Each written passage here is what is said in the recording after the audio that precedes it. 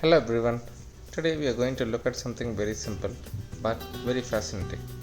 This is a fresh cucumber. Yes, the same cucumber we eat in our salads almost every day. But today we are not eating it. We are going to explore its hidden microscopic world. First, I am cutting a small piece from the cucumber. I am trying to make it as thin as possible for microscopy.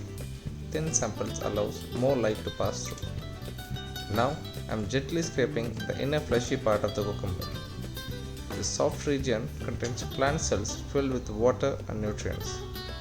I am collecting a very fine sample, not too thick, just a light scraping. Next, I place this sample carefully on a clean glass slide. Now I am spreading it slightly so the cells don't overlap too much. If the sample is too thick, you won't be able to see the individual cells clearly. After that, I am placing a cover slip on top. I am lowering it gently at an angle to avoid trapping air bubbles. Air bubbles can disturb the image under the microscope. Now you can see that the cells are arranged in a very organized pattern. These are plant cells, so they have very rigid cell walls.